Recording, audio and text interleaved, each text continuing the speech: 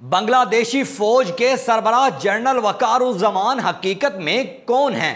پاکستان سے ان کا کیا رشتہ ہے؟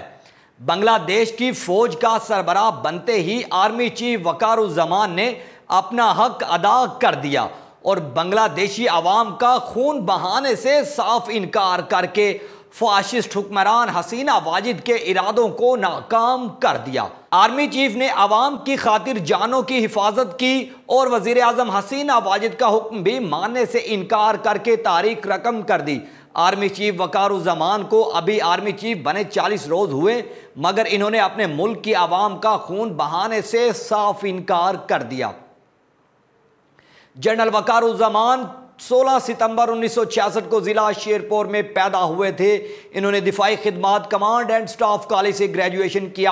انہوں نے برطانیہ میں joint services command and staff college سے تعلیم حاصل کی۔ وہ بنگلہ دیش سے ڈیفنس سٹڈیز میں ماسٹر کی ڈگری اور king college university of London سے ڈیفنس سٹڈیز میں ماسٹر آف آرٹس کی ڈگری رکھتے ہیں۔ وقاروزمان کو 20 دسمبر 1985 میں بنگلہ دیشی ملٹری اکیڈمی سے مشرقی بنگال ریجمنٹ میں 13ویں BMA لانگ کورس میں کمانڈ کیا گیا تھا۔ اپنے طویل فوجی کیریئر کے دوران انہوں نے نان کمیشنڈ آفیسر کی academy, school of infantry and technique اور بنگلہ دیشی institute of peace support training میں پڑھایا۔ انہوں نے لائبیریا اور اقوام متحدہ کے انگولا تصدیقی مشن میں فرائض سر انجام دیے۔ اقوام متحدہ کے مشن میں بھی خدمات سر انجام دی۔ انہوں نے بطور deputy assistant military secretary, assistant military secretary اور ملٹری سیکرٹری کی برانچ آرمی ہیڈ کوارٹر میں ڈپٹی ملٹری سیکرٹری کے طور پر خدمات سر انجام دی۔ انہوں نے آرمی سیکیورٹی یونٹ میں خدمات انجام دی اور 17ویں ایسٹ بنگال ریجمنٹ کی کمانڈ کی۔ انہوں نے ڈھاکہ میں 40ویں آزاد انفینٹری بریگیڈ کی کمانڈ کی۔ وقاروزمان اس کے بعد 2013 اور 2017 میں 2 مرتبہ آرمی ہیڈ کوارٹر میں بنگلہ دیش آرمی کا ملٹری سیکرٹری مقرر کیا گیا۔ اس کے بعد وقاروزمان 9ویں انفینٹری ڈویژن میں GOC اور سیور ایریا کے ایریا کمانڈر مقرر ہوئے۔ 30 نومبر 2020 کو زمان کو لیفٹیننٹ جنرل کے عہدے پر ترقی دے کر آرم فورسز ڈویژن کا پرنسپل سٹاف آفیسر مقرر کیا گیا۔ انہوں نے بنگلہ دیشی نیشنل اتھارٹی برائے کیمیائی ہتھیاروں کے کنونشن کے چیئرپرسن کے طور پر فرائض سر انجام دیے۔ وہ نیشنل ڈیفنس کالج کی گورننگ باڈی کے رکن بھی رہے۔ انہیں 29 دسمبر 2023 کو بنگلہ دیشی فوج کا چیف آف جنرل سٹاف مقرر کیا گیا۔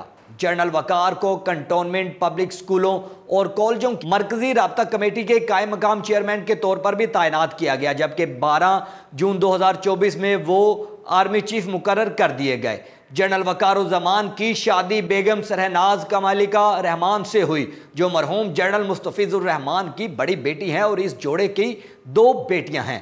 اس کے سسر جنرل مستفیض الرحمان نے 24 دسمبر 1997 سے 23 دسمبر 2000 تک بنگلہ دیشی فوج کے چیف آف آرمی سٹاف کی حیثیت سے خدمات سر انجام دیتے رہے۔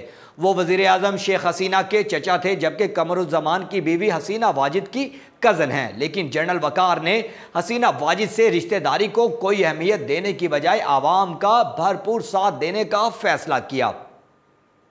آپ کو بتاتے چلیں کہ جنرل وقاروزمان کا تعلق مشرقی بنگال ریجمنٹ سے ہے اور اب تک 13ویں آرمی چیف اس ریجمنٹ کے بن چکے ہیں۔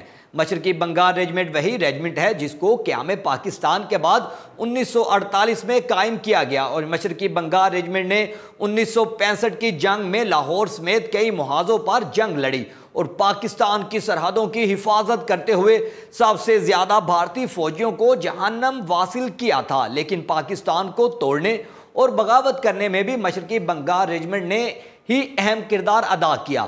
اس کے کئی بٹالین نے پاکستانی فوج کے خلاف انڈین آرمی کا ساتھ دیا تھا۔ مشرقی بنگال ریجمنٹ پاکستان آرمی کی پیشہ ورانہ مہارتوں کی ہمیشہ قائل رہی ہے اور اس بات کی قائل رہی ہے کہ مشرقی بنگال ریجمنٹ کی رگوں میں پاک فوج کی مہارتوں کا خون شامل ہے۔